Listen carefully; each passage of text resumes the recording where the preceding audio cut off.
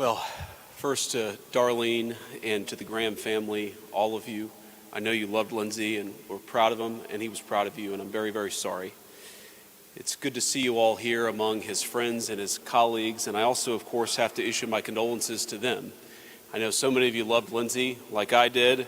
So many of you argued with Lindsey, laughed with Lindsey, relied on Lindsey, and I also, of course, want to give condolences to a group of people you sometimes don't hear as often mentioned in the same breath, but I know who loved him, which is his staff. I know all of you worked for him for a long time. Many of you worked for him for longer than, I've been in public service, certainly longer. Some of you even than I've been graduated from high school. Don't mean to age any of you, but what a testament to a man that he has so much loyal and devoted staff. And I think that's the first thing I want to tell about Lindsey Graham. I want to tell some stories, but I also want to make an observation, which is that Lindsey Graham loved people from all walks of life. I think in part because of the way that he grew up, because of the fact that he wasn't handed everything. He was fascinated in everybody. He was fascinated in the wait staff in the Senate dining room. He was fascinated in the people who made the food. He was fascinated in the lowest staffer who had been hired 3 days earlier. He was fascinated by, of course, the very leadership of our country. And I think he was fascinated in people because he loved people and he was interested in them. He was the kind of guy who would walk into the Senate. And when he walked into the Senate, this was a guy who couldn't have stood more than 5'6" or 5'7", but he'd swashbuckle in with his jacket open like he was 6'5". He had an attitude to him, and it's one of the reasons why Lindsey Graham was Lindsey Graham. But he would walk into the United States Senate, and he would slap you on the back. He would greet the person who served his food. He treated everybody the same because he was fascinated and he loved every single person in this chamber. And that's a great testament to the man. I first got to know Lindsey Graham when I was on the Senate campaign trail for my own Senate race in 2022. And I remember riding in the back of the car with him. During these campaigns, you go from one event to the next and to the next event.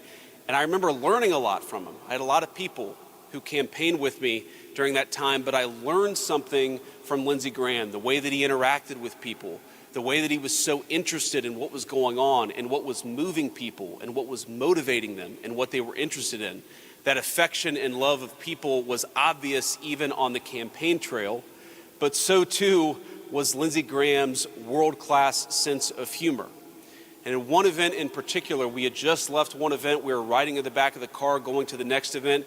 Lindsey Graham told me a story about his time in the House. And if I repeated exactly what he told me, Darlene, it would be the end of my political career forever. But what I can say is that I was laughing so hard that by the time we got to the next event, I had abdominal cramps and I was barely able to speak because Lindsey Graham could make anybody laugh. And he could make anybody feel at home. I was talking to, a mutual friend of ours, a person who didn't always agree with Lindsey Graham's politics just shortly after his death. And I expected the person maybe to say something critical, but he said, you know what? Even though we sometimes disagreed, I loved Lindsey Graham. It was impossible not to like him. That swashbuckling, infectious laugh, that attitude, that passion that so many others have talked about. Lindsey Graham was impossible not to like as a human being and, of course, as a United States Senator. I remember on that campaign trail where, you're trying to raise money.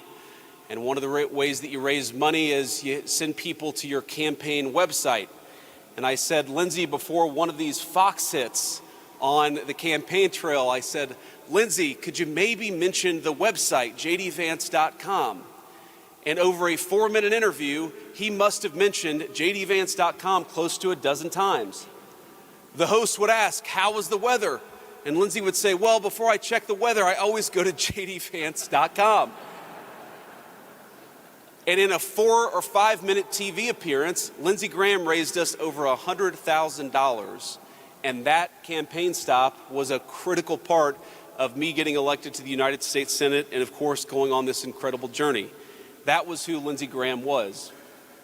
I remember once I got to the Senate, getting in this argument with Lindsey. And as John said, as Leader Thune said, he was a fierce defender of Ukraine. And he and I got into this intense argument at a Senate lunch. I think some of our colleagues probably remember this, about a funding bill for Ukraine.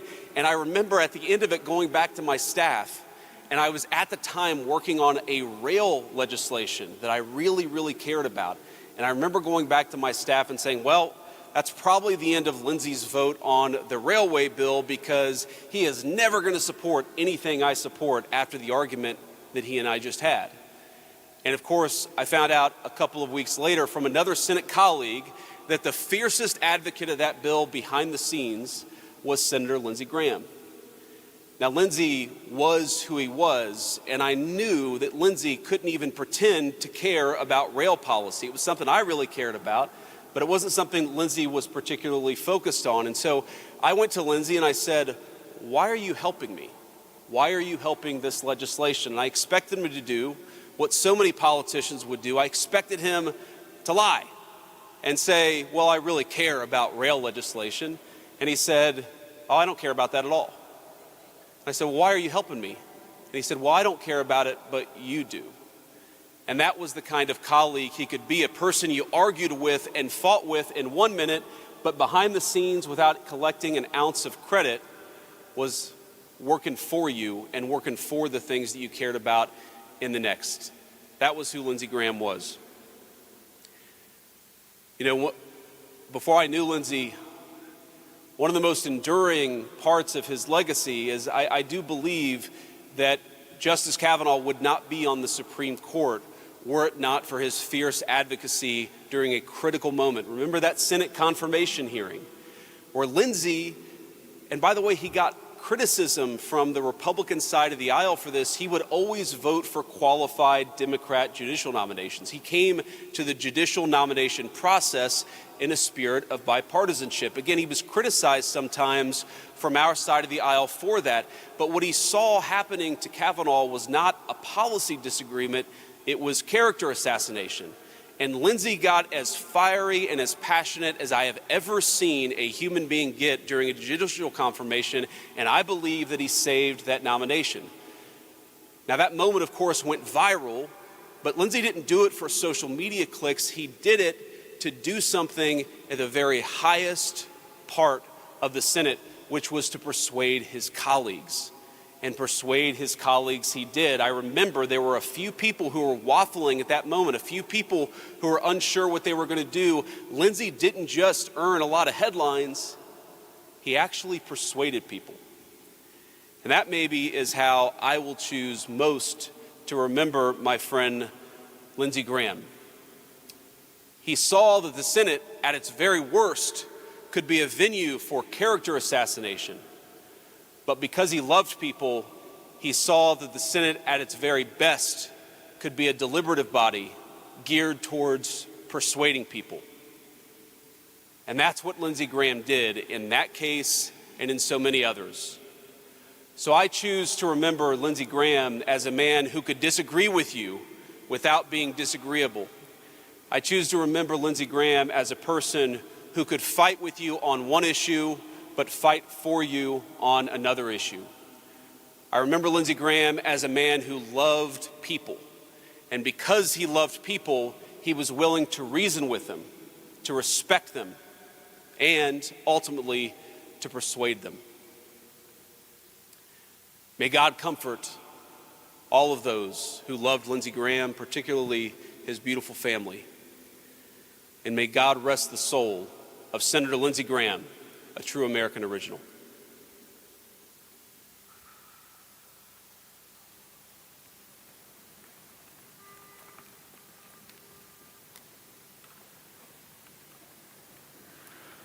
Lord.